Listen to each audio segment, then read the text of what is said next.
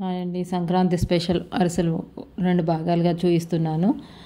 దీంట్లో మనము పాకం ఎలా ప్రిపేర్ చేసుకోవాలి, పిండి ఎలా ప్రిపేర్ చేసుకోవాలని చూపిస్తున్నాను. వీడియో మరీ లెంతీ అవుతుందని 2 భాగాలుగా చేశాను. చూడటానికి ఎంతసేపు పడితే చేయటానికి ఎంతసేపు పడుతుంది అనుకుంటారు అని. సో ఈ భాగం చూస్తే మీకు పిండి ప్రిపరేషన్ అనేది ఎలా అనేది తెలుస్తుందండి. ఎటువంటి బియ్యం వాడుకోవాలి, ఏ విధంగా పిండి పట్టించుకోవాలి అనేది. నేనైతే 3 kgs రైస్ తీసుకున్నాను. మనం ఈ రైస్ అనేది రేషన్ బియ్యం అని ఇస్తారు కదండి లావుగా. సన్న బియ్యం అయితే పిండి రవ్వ ఎక్కువ తేలిపోతుంది. అలా కాకుండా లావు బియ్యం మామూలు మనకి రైస్ షాపులు ఉంటాయి కదా, వాటిల్లో దొరుకుతాయి.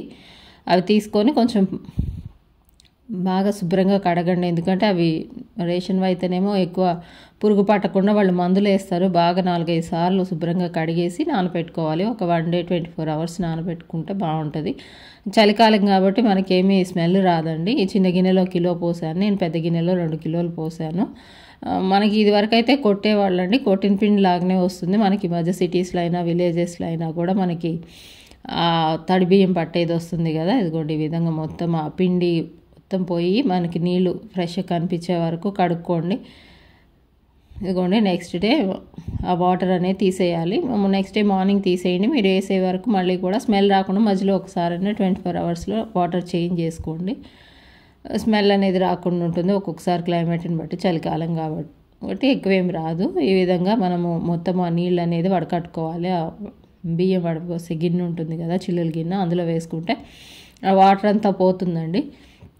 మనకి రోల్లో కొట్టేటప్పుడు అయితే ఇది వరకట్లు అలానే పోసేసేవాళ్ళు. కొంచెం మిషన్లో వేయాలన్నప్పుడు మాత్రం కొద్దిగా ఆ వాటర్ అంతా దిగిపోయి కొంచెం అలా బట్ట మీద వేసి ఆరబెట్టుకుంటే పిండి మెత్తగా పడుతుంది, తడి తడిగానే ఉంటుంది. చలికాలం కాబట్టి త్వరగా ఆరిపోదు. 24 hours నాని ఉంటుంది కాబట్టి కొంచెం పిండి కూడా తడిగానే ఉంటుంది. ఏం దానికి టెన్షన్ పడాల్సిన పని ఏం లేదు. మనం విడివిడిగా పట్టించుకుంటే ఆ కొలతలు అనేది మనకి తెలుస్తుందండి, ఎంత పిండి వచ్చింది ఏంటి అనేది. కొంచెం పాకం అటు ఇటైనా ఒక 1/2 kilo బియ్యం ఎక్స్ట్రా పోసుకుంటే అది మళ్ళీ మనకి చక్రాలకు కానీ బూరెలకు కానీ దేనికైనా మనకి వస్తుంది. కొంచెం అరిసెలకు మాత్రం ఎప్పుడు కొంచెం ఎక్కువే ఉండాలి పిండి మనము చేసుకోవాలి అనుకున్న దానికంటే. ఇప్పుడు ఈ 2 kgs నేను అరిసెలకి పోస్తున్నానండి. దాంట్లో అంటే ఒక 1.5 kg నేను చేస్తాను, ఎందుకంటే కొంచెం నూకపోతుంది కాబట్టి. ఈ కిలో మళ్ళీ వేరే పట్టిస్తున్నాను. మనకి బెల్లం కొలతలు అవి కూడా ఎప్పటికప్పుడు ఆ కొలతల ప్రకారం బెల్లం తెచ్చుకుంటే మనకు కన్ఫ్యూషన్ లేకుండా ఉంటుంది. ఇవి కిలో వేరుగా పోసాను. అవి కవర్లో పట్టించుకునేటప్పుడు కూడా మీరు ఆ విధంగానే పట్టించుకోండి.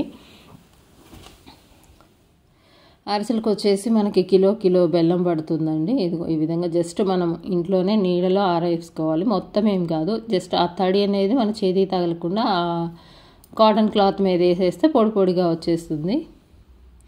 లేకపోతే ఆ తడి మిషన్లో పడదండి. మామూలుగా రోట్లో అయితే ఆ విధంగా వేసేసుకోవచ్చు. ఇదిగోండి జస్ట్ ఆరబోసాను. అది ఇలా మనకి కుప్పలాగా వచ్చేస్తే చాలా, అంతే. అదిగోండి అదే తడి బియ్యం అలా వస్తాయి. దీన్ని మనకి పెట్టుకోవాలి. ఏంటి ఇంత డీటెయిల్గా అంటే, ఇది తప్పకుండా మనం నేర్చుకున్నాం అనుకోండి, ఒక 20 years 30 years ఉన్న వాళ్ళు ఎవరైనా కూడా లైఫ్ టైము మనం చేసుకోవచ్చు. ప్రతి సంవత్సరం కూడా ఈ మధ్యకాలంలో ఈ కల్తీల్లో వాళ్ళు బయట నుంచి తెచ్చుకుంటే మనకు అదే ప్రైస్లో వస్తుంది, కానీ నూనె కాగి ఉంటుంది కాబట్టి అదంతా హెల్త్కి మంచిది కాదు. ప్లస్ మనమైతే నేతితో చేసుకోవచ్చు. అరిసెలు అనేది ఎక్కువ మనం నేతితో చేస్తుంటాము. ఇప్పుడు ఫ్యాట్ కంటెంట్ ఏమి ఉండదండి. చలికాలం ఆయిల్ వాడచ్చు అని నేను ఎప్పుడు చెప్తుంటాను కదా. సీజన్ బట్టి మన పండగలు, మన పిండి వంటలు మన పెద్దవాళ్ళు అవి సెట్ చేశారు. ఆ విధంగా ఇప్పుడు వినాయక చవితి వర్షాకాలంలో అంటే ఆయిల్ లేని ఫుడ్ ఉంటుంది. ఇప్పుడు చలికాలం ఆయిల్ అనేది బాడీ హీట్ అండి. నేను 2 kgsకి 1.5 kg వేస్తున్నాను.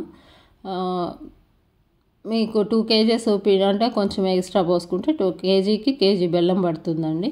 అంటే ఆ నూక పోను అని అది కొలత. అందుకే నేను ఒక 1/2 kilo ఎక్కువ పెట్టుకోండి అని చెప్తాను. ఎందుకంటే మనకి నూక కొంచెం ఒక్కోసారి ఎక్కువ పోతుంది, ఒక్కోసారి తక్కువ పోతుంది.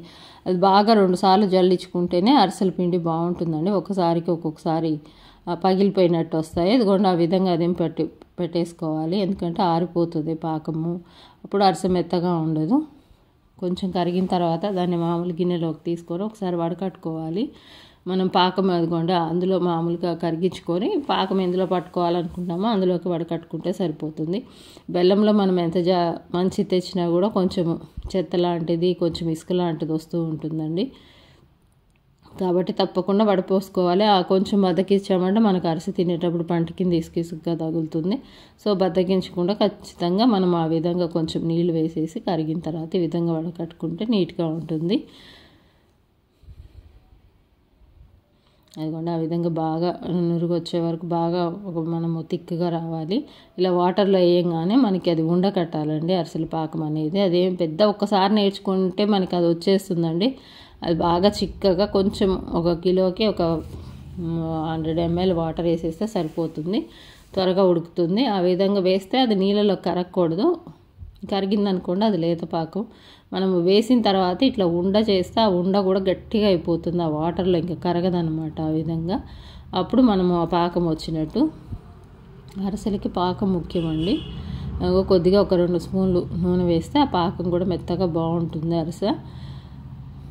త్వరగా పిండి కూడా ఆరిపోకుండా ఉండేది. మరి ఇదివరకటి రోజుల్లో అయితే అరిసెలు పిండి చేయగానే ఆరిపోకూడదని చేయించేవాళ్ళు మా చిన్నప్పుడు. నేనైతే ఇప్పుడు అందరూ కూడా ఎప్పుడు కావాలంటే అప్పుడు చేసుకుంటున్నాము అంటున్నారు, కానీ నేనైతే అన్నీ ఒకసారి వండుతానండి. కాకపోతే ఈరోజు పాకం పెడితే రేపా ఎప్పుడు మనము నూనె బాండి పెడితే ఆ రోజు మొత్తం వండేటట్టు పిండి పెట్టంగానే మాత్రం వండాలని ఏం ప్రాబ్లం లేదు. ఇంకోండి ఈ విధంగా తడిపిండి కొంచెం ఎక్కువ పట్టించుకుంటే ఇంకా నేను వేరే బూరెలు కానివ్వండి పాకుండలు వేరే కూడా చూపిస్తాను, తప్పకుండా చూడండి. అరిసెలు ఒత్తుకోవటానికి ఎటువంటి గరిటెలు కావాలి ఏం కావాలి అనేది కూడా నెక్స్ట్ వీడియోలో చూపిస్తాను. తప్పకుండా చూసి మీరు కూడా నేర్చుకోవడానికి ట్రై చేయండి. చేసినా చేసుకోకపోయినా నేర్చుకుంటే తప్పులేదు కదా. మనకు అవకాశం ఉన్నవాళ్ళు తప్పకుండా. అదేమో పల్లెటూరు ఈ పిండి వంట మాత్రమే కాదండి, మనకు కూడా ఇక్కడ పిండి పట్టించుకొస్తే ఎక్కడైనా చేసుకోవచ్చు. అన్ని ఏరియాల్లో ఈ తడి బియ్యం పట్టే పిండి వస్తున్నాయి ఇప్పుడు. అందుకోండి అరిసెల పాకం అంటే చలిమిలాగా తయారైపోతుంది.